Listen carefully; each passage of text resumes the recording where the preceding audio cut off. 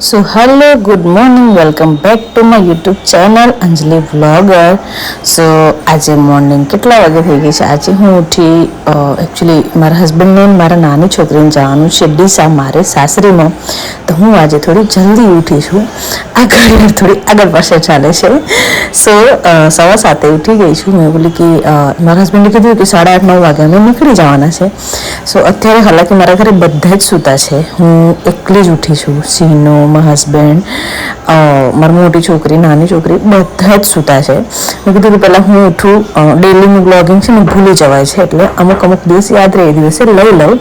સો આજે બહુ ઇમોશનલ વાળો વિડીયો છે, જે કે મારા નાની છોકરી મને ફર્સ્ટ ટાઈમ પેદા થઈ તે પછી અત્યારે મને મૂકીને જશે આખો દિવસ માટે. એન્ડ અમારા સીનુ મહારાજ એટલો મસ્ત એ ખૂણા સિવાય ક્યાંય ના ઊંઘે.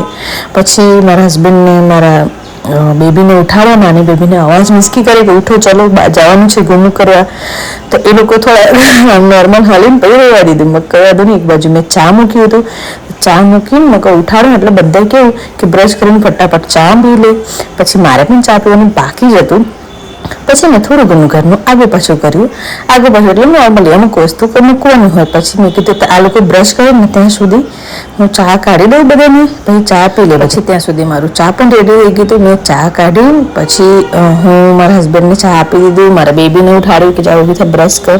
એના પછી તો મારી નાની છોકરી બી ઉઠી ગઈ. મેં 4 રોટલી ખાઈ લીધું. પછી મેં મીન્સ કે આમ ઉઠી ગઈ હતી, પણ કેવું પૂરી મોટલે જ હોય ને એટલે મેં મૂડમાં આવે ને પછી વાત કરું એની જોડે. હાલાકી એને વિડીયો બનાવવાનું બહુ જ ગમે છે. આજે મારી નીના મને મૂકીને જવાની છે ડીસા. તો એકચ્યુઅલી એ સેડ હતી, બટ આઈ એમ હેપી હતી કે એને મારી બીજી છોકરી છે ને કાલુ, મારી સિસ્ટરની છોકરી, એને જોડે એને રમવાનું બહુ જ ગમે. સેમ એજની છે, 1-2 વર્ષ આગે પાછી છે થોડી. તો એને હે ને બહુ જ પેલું એ છે, મને એમ જ કહે છે કે મારે મમ્મા જોડે જવું છે, એકલી નથી જવું. સો મેં કીધું કે આજે મારી નીના મને મૂકીને જવાની છે મમ્માને ફર્સ્ટ ટાઈમ. તો કે નહીં તમે બી મારી જોડે આવશો. મેં કીધું ના મમ્માની તબિયત નહીં હાર, હા નેક્સ્ટ ટાઈમ જાઓ ને તો મમ્મા બધે જોડે આવશે. તો પછી માંડ એને પંપારીને મોકલા. બાકી એ રડતી હતી કે મારે જવું છે પણ તમને તમારા જોડે જવું છે એમ. થોડી મૂડ બી કેવું એકદમ સેડ થઈ ગયું હતું. પછી મેં નવડાવ્યું, દોડાવ્યું. એના પછી મેં એને રેડી કર્યા. મેં કીધું કે ચાલો હવે રેડી થઈ ગયા ને તમે જવા માટે. એકચ્યુઅલી એને આ ફ્રોક બહુ જ ગમે છે, એના બર્થડે ઉપર લઈ આપ્યા હતા. મારા હસબન્ડ જસ્ટ ફ્રેશ થઈને બેઠા હતા ફોનમાં. ખબર છે આપણે બધા રૂટીન 10-15 મિનિટ પહેલાં ફોનમાં કંઈક ને કંઈક આગુ પાછું કરે, વાતચીત કરે. એના પછી કે હું નહીં પછી તૈયાર થયું ત્યાં સુધી તું આને તૈયાર કરી દે. તો મેં મારી નાની છોકરીને નવડાવીને તૈયાર કરી નાખ્યા હતા. પછી મેં કીધું કે નહીં ના મમ્માને મૂકીને જાય છે. પાછું બી એ કે નહીં તમે મારી જોડે આવો, મારી જોડે આવો. મેં કીધું નહીં તમે જઈને આવો, હું પછી બીજી વાર આપણે જઈશું તો હું તમારી જોડે આવીશ. પછી અત્યારે ખબર છે ગરમી ચાલે છે, ઉનાળો ચાલુ છે, મારા શરીરમાં પાણીનું બહુ જ ઓછું છે. તો ડૉક્ટરે મને પાણી પીવાનું, ઓરેન્જ જ્યુસ પીવાનું બધું જ મિસ્કી પાવડર પેલું ફોર્મમાં નહીં આવતું એવું દિવસમાં 2-3 વાર કીધેલું છે. તો એ મેં પીધું સવારે. ગોળીથી મને સખ્ત નફરત છે, છતાં ગોળી મારું પીછો નથી છોડતો. લાઈક પીછો એટલે કેવું તમને કે મને લિટરલી એવું લાગે કે નથી ખાવું, છતાં આ ગોળી ખાવી જ પડે મને. સો આઈ ડોન્ટ નો ક્યાં સુધી મારે ગોળી ખાવી પડશે. એન્ડ એના પછી મારી મોટી છોકરી બી બ્રશ વગેરે કરીને બેસી ગઈ કે મને ચા આપી દો મમ્મા.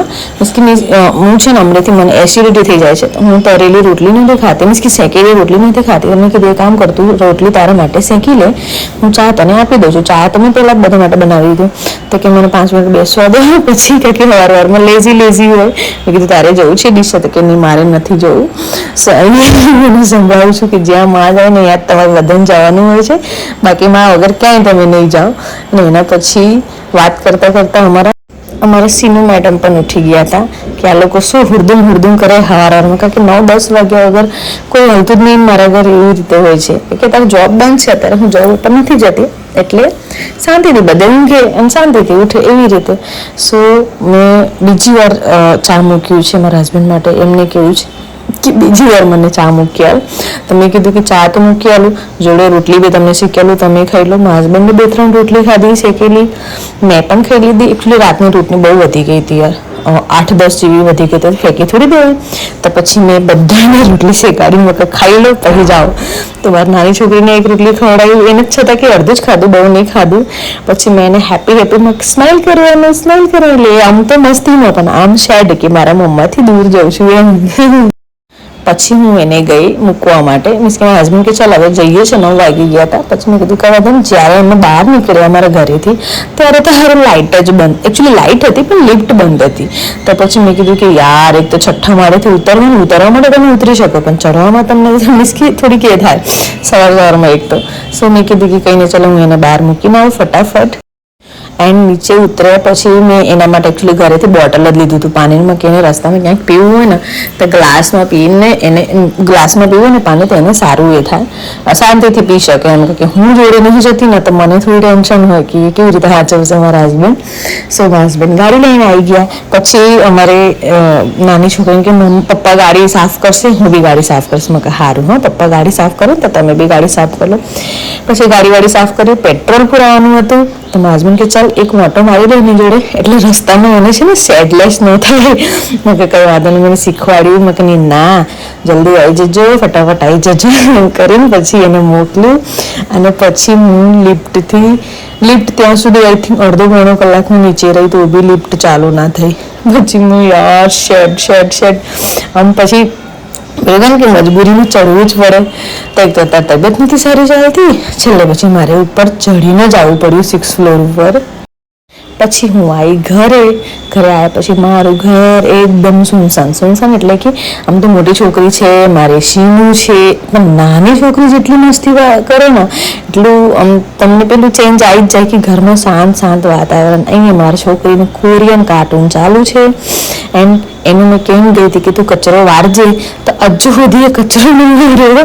થોડું ઘણું ઘરનું એ નહીં કર્યું, કંઈક આગળ પાછું કોરિયન કાર્ટૂન લઈને બેઠી છે.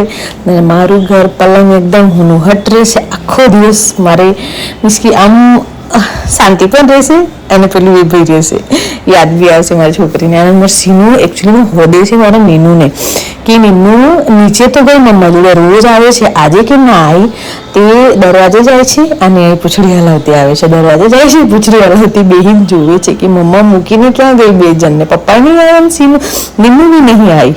પછી અડધો પોણો કલાક રહીને એકચ્યુઅલી મારે થોડીક એ તો સીડી ચડીને આવી હતી. પછી મેં કીધું કે અડધો પોણો કલાક આરામ કરું. આરામ કર્યા પછી મેં ખાધું તરબૂચ. ખાધું, શીનાને આપ્યું. ઓલવેઝ મારું શીનું તરબૂચ લવર તો છે જ, તો એને વિડીયો મેં નહીં લીધું. મેં રોજ શું લેવાનું, તો મેં તરબૂચ ખાઈ લીધું. એના પછી મેં હવે કામ પતાવીએ ઘરનું થોડું. જોતા 11 વાગી ગયા, 11માં 10 બાકી હતું. પછી મેં કીધું કે ચલો, એકચ્યુઅલી શું હતું કે રાતની રોટલી હજુ પણ પડી રહી હતી ને, તો મેં રોટલી અમે 2 જણ ખાવાવાળા હતા, હું મારા બેબી. તો મેં આજે એકચ્યુઅલી હું છું બિહારનું. સો બિહારમાં ભુજિયા બહુ ફેમસ હોય છે. સો બટેકાના આપણે લાઈક ફ્રેન્ચ ફ્રાય નહીં બનાવતા, કાતરી જે કે એકદમ પતલી એને સુધારીએ, તો એવી રીતે સુધારી તો ડુંગળી અને લીલા મરચાંથી એને ફ્રાય કરવાનું. અને મરચું થોડું નાખવાનું, સૂકું વાળું થોડું નાખવાનું મરચું, અને પ્લસ હળદર ને મીઠું નાખવાનું. બાકી જીરાથી વઘાર કરવાનું, બહુ જ મસ્ત લાગે. એટલે મારા હસબન્ડ નહોતા અને મારી નાની છોકરીને તો ફેવરેટ છે, ઓલ ટાઈમ ફેવરેટ. બટ મેં કીધું યાર રોટલી પડી છે ને બીજું નોર્મલ શાક એવું શું બનાવું, તો પછી મેં નોર્મલ આ જ બનાવ્યું. બટ એને ખબર પડે ને કે મારા મમ્મી મારા વગર બનાવી તો મારું લોહી બી જાય સિરિયસલીમાં. પછી મેં બનાવ્યા પછી બનાવતા તો 12 વાગી ગયા હતા. પછી મેં કીધું ચલો હું જમી લઉં છું. તો જો આવી રીતે બન્યા પછી હોય છે શાક, એમ સ્પાઇસી બી નહીં લાગે અને મોરું બી નહીં લાગે, પણ ટેસ્ટી લાગે આમ ખાવામાં તમને. પછી મેં કીધું એક રોટલી જોડે હું ખાઈ લઉં, પછી શાંતિથી કામ એટલે કે નાવા ધોવાનું જ બાકી હતું, બીજું બધું તો આમ પતી ગયું હતું. ખાવાનું પતાવ્યા પછી મેં મસ્ત નહીં ધોઈ લીધું. મારી મોટી છોકરીએ બી નહીં ધોઈ લીધું હતું.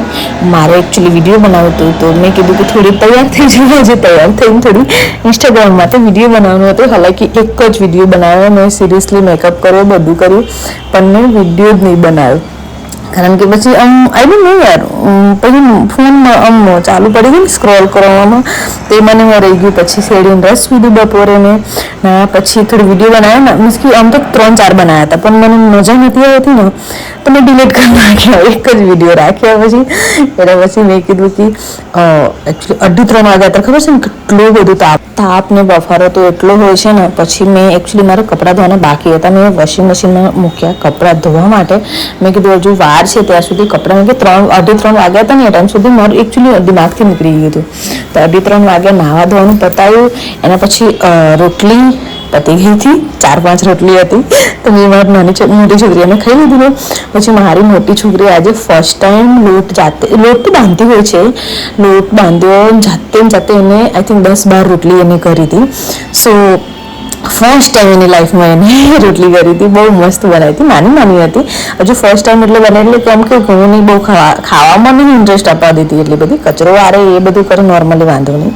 તો પછી કપડાં વોશિંગ મશીનમાં કાઢ્યામાં તો એટલું ધોવા જ નાખ્યા હતા. હજુ કપડાં ધોઈ જાય ત્યાં સુધી હું ખાઈ લઉં. તો શાક રોટલી મેં ખાઈ લીધું. એના પછી મેં કીધું કે હવે કપડાં ધોઈ ગયા છે તો હવે વોશિંગ મશીનમાંથી કપડાં કાઢી લઉં. કપડાં કાઢવા જેવું જતી હતી ને એવું અમારે સીનુનું કેવું છે કે નોર્મલી કોઈ પણ દરવાજા આવે ને તો એને આમ આહટ થઈ જાય કે કોઈ આવ્યું છે. પ્લસ આજ તો મારા નીનુને પણ ખોરતી હતી કે આઈ થિંક 4 વાગી ગયા હતા અને એને આખો દિવસથી નીનુ દેખાઈ જ નથી. પપ્પાએ ના તો દેખાય તો પપ્પાને તો આદત છે કે ચાલો પપ્પા જોબ ઉપર જતા હોય છે, પણ મારું નીનુ ના દેખાય ને તો દરવાજે જાય પાછી આવે, દરવાજે જાય બચારીને પાછી આવે. તો વોશિંગ મશીનમાં કપડાં ધોવાઈ ગયા છે. એન્ડ વોશિંગ મશીનમાં છે ને અમુક એવું પ્રોબ્લેમ થાય છે ને કે કંટાળો આવે. કંટાળો એટલે કે આમ બધું મીન્સ કે અડધો-પોણો કલાકમાં તમારા કપડાં બધા ધોઈને એકદમ મસ્ત ક્લીન થઈ જાય. બટ અમુક વસ્તુમાં શું થાય ખબર છે, અમુક કપડામાં લાઈક હમણાંથી છે ને હું પાવડરમાં ધોઉં છું કપડાં, લિક્વિડ નથી લાવતી તો આવું રહી જાય છે. જુઓ કપડાં ક્લીન થઈ ગયા છે પણ પાવડર એવું 2-3 કપડાને એવું કાઢીને મારે બહાર મૂકવા પડે. હવે એને મારે બીજી વાર ધોવા પડશે. આટલા આ બધામાં નહીં એટલે હું ચેક કરીને કાઢું છું. આ બધામાં નહીં, આમાં બી છે. જો પછી છોકરાઓ પહેરે ને એમાં એને કઈડા આવે, એટલા માટે લિક્વિડમાં કપડાં ધોવું સારું. યસ, અગર વોશિંગ મશીન હોય તમારા ઘરે તમે લિક્વિડમાં કપડાં ધોવો તો વધારે સારું રહેશે. પાવડર ન નાખો, આળસ ના કરો કે પાવડર છે તો ધોઈ દઉં, લેવા નહીં જવું, લિક્વિડ નથી તો એવું આળસ નહીં કરવાનું. પછી થઈ ગયા રાત. એન્ડ રાત્રે હું બનાવું છું જમવાનું, કારણ કે મારા હસબન્ડનો ફોન આવી ગયો છે કે અમે આવીએ છીએ. એકચ્યુઅલી એ લોકો ક્યાં સુધી પહોંચ્યા હતા, મહેસાણા સુધી પહોંચી ગયા હતા. તો મેં કીધું કે ચલો જમવાનું બનાવી દો, તો રોટલી બનાવું તો ગરમ રહે તો સારું રહે. એટલે આઈ થિંક 1-1.25 કલાક થાય એમને મહેસાણાથી અમારા ઘરે અમદાવાદ પહોંચવામાં. તો પછી મેં એક બાજુ શાક બનાવ્યું હતું, રીંગણ બટેકા વટાણા. એ બી મારી નાની છોકરીને ભાવતું હોય છે, કારણ કે ભુજિયા એને નહોતી મળી, સવારે બનાવી હતી એટલે. સો મેં કીધું એ બનાવી દઈશ ને તો એને ભાવશે ને. એક બાજુ શીના માટે ભાત કર્યું હતું અને પછી શીનાને પણ મેં ખાવા આપી દીધું. મેં ખાઈ લે, ખાઈને સૂઈ જાય. તો એને આમ જોઈને તમે નાટક જોવું, આમ બેસી રહે, ટીવી જોવું, એક બાજુ સોંગ ચાલુ છે, હું ખાવા બનાવું છું. મોટી છોકરી નીચે ગઈ છે રમવા માટે.